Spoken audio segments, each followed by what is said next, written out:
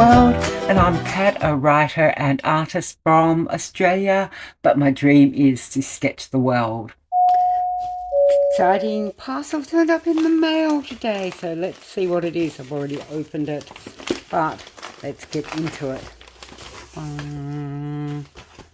Wow, the lovely people at Artify asked me if I wanted to test out their brushes, their brush range, and I really needed some brushes just dedicated to gouache painting, so I'm like, yeah, of course. So let's see what's in here. First of all,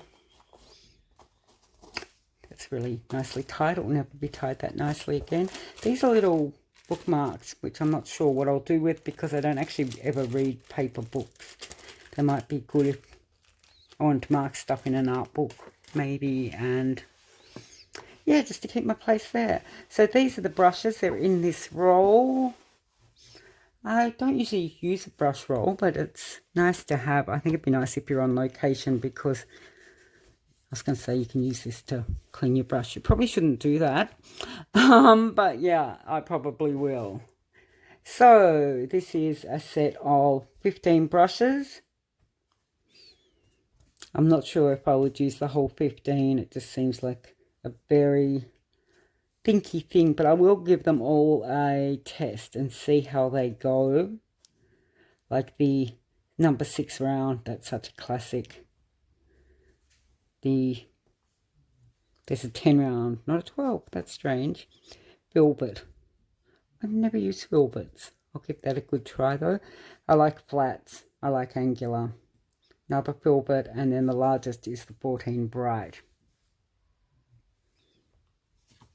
Smallest, wow, that's really small. Number 1 round. I don't think I've ever used anything that small. I do use, what do you call them, rigger brush. This liner, that's a small one as well. So yeah, that's the range of brushes from Artify. I will do a painting with them and then maybe edit them down to a smaller set. But thank you, Artify, for sending me those. Okay, I'm going to try these brushes out now. I've got some gouache here. I'm just using regular gouache, not acrylic gouache, for trying these out. And I thought it'd make up a pretty decent wash so that I can like have the consistent paint while I'm doing the testing. So I'll just put a lot of water into that. This is red that I was using previously. Might as well finish it off. Get it reactivated.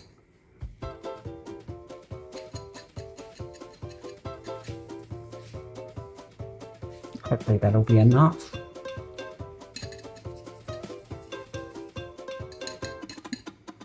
Hopefully that will be enough. Just grab some paper towel to put the dirty brush on. Now, this is the set of brushes right here.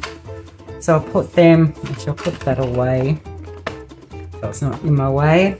Put these to the side. I'll put this over there, that might work best. Okay. Swatch these. I guess it's not really swatching brushes, it's just testing them. But I've got it swatching. So we'll start off with the smallest one, which is the number 1 round. Tiny little point on that. It's probably easy to sit against the paper. Tiny, so let's go with this guy.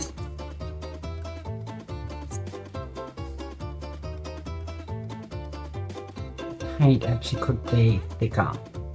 Find with regular gouache, you just always having to work on getting the paint the right consistency. It's one of the things I like least about it, but that's just how it is.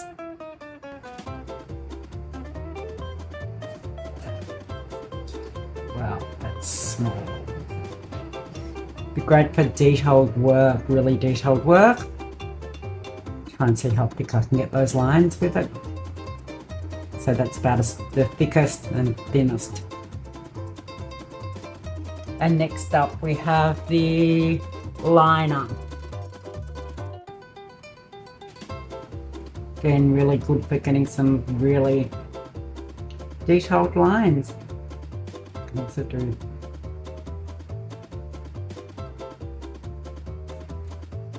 I mean, you probably never use it like that, but it's interesting to see. Like, if you didn't have another brush on you, you could always use it sideways like that to get some thicker lines. And this is the number 4 round.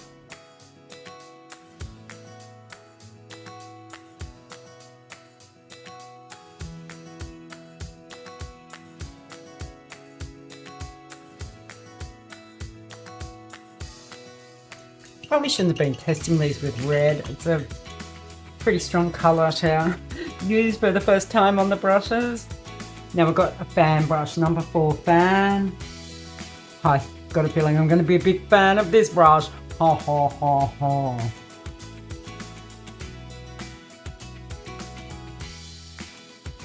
Filbert. Oh, I should be putting these over here. Number 6 Filbert. Filbert.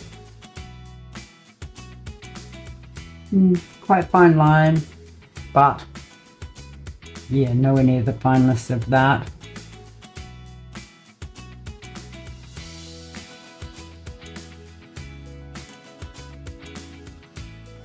The number 8 Angular.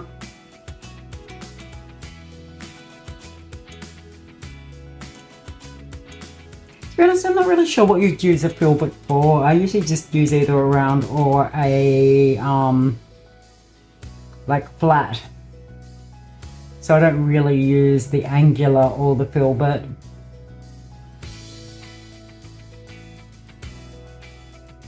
Angular, yeah.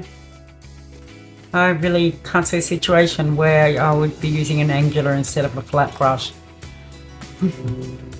So now we have the number 6 round. For the number 6 round, it seems very small. On the smaller side for a round. Like I find it really hard with brushes because there's no standardization in brush size. So yeah, this is quite a small. I've got another number 6 which I would say is about twice the size of this. But yeah, it's a good all-purpose round brush.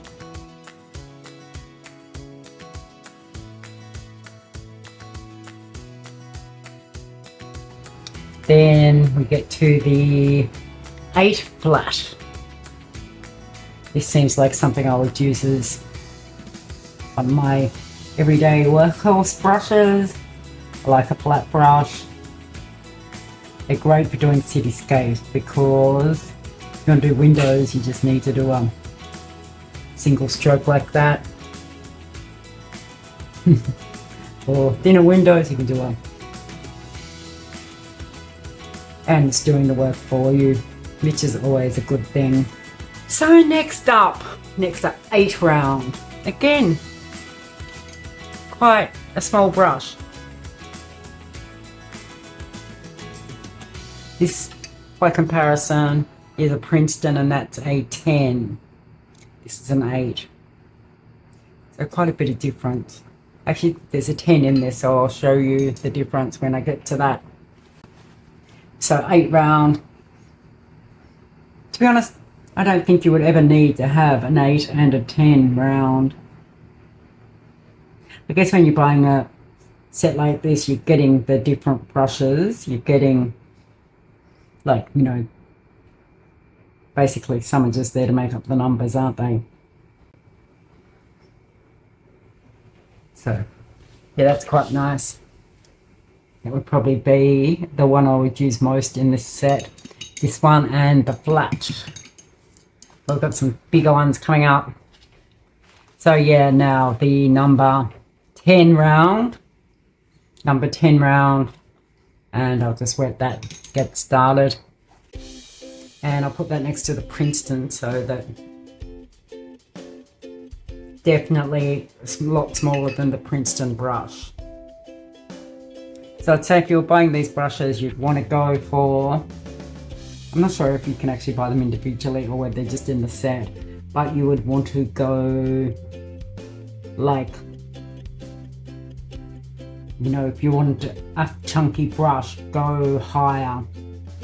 So now this is number 10 Filbert. So the number 10 Filbert, yeah, that can get some nice fine lines. I mean, I guess it depends on how fine you want your fine lines. Like, you know, if you're doing very detailed drawings or detailed paintings, not something I do that much. I'm more a, like, probably not want anything finer than that. And again, I'm going to run out of paper here because I went crazy with my fan brush and was just fanning it all around. So this is an 11 flat.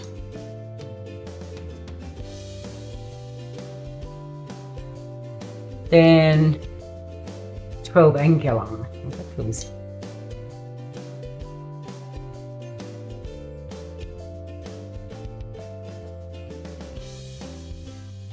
I'm going to try and squeeze it all into this tiny little corner now. We've got the 12 Filbert. Filbert's nice and furry.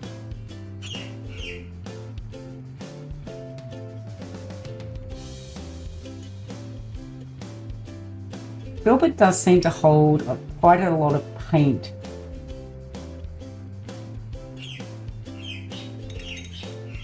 So you can get those nice, quite thin but bold lines.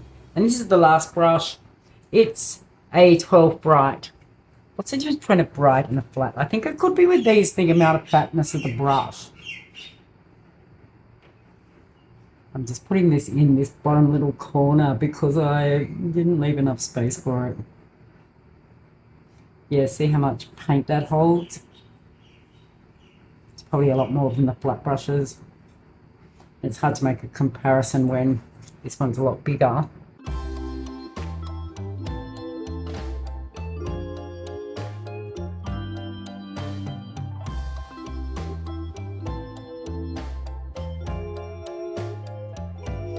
I'm getting all confused about which ones I've used here and which ones I haven't, but I'm just sort of basically trying, doing little shapes and things with them to see how they go.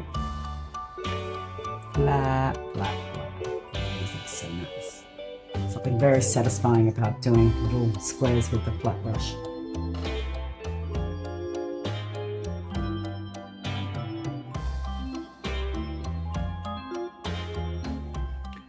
Okay, so that's the Artify brush set. It was, as I mentioned when I unboxed it, I think I mentioned when I unboxed it, this was gifted to me to test and try out on my channel.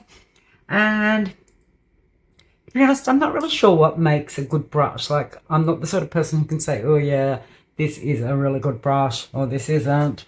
It's just whether I enjoy working with it or not. I would say these are quite nice to work with so far.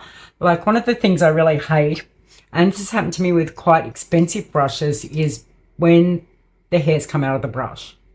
Like, that really bugs me. And then you get little hairs in your painting and you've got to try and pick them out, and it's all just quite awful. So that hasn't happened with these. They've stayed in shape quite nicely. And I think this will be my go-to set for using with gouache. I think that they're really good for that.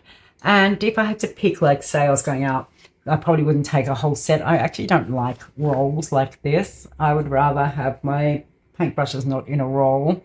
If I was going out painting for the day, I'd probably take this one, the bright, the number 14 bright.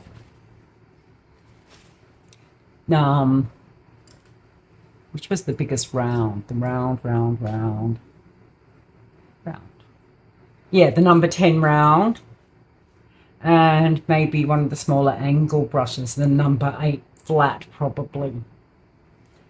And then maybe, I do love liner brushes and rigger brushes and that sort of thing, so maybe this little number 1 but I could probably do everything I needed to do just with these 3, even 2 of those. If you know the difference between like this whole, I'm putting all these just into random spots now.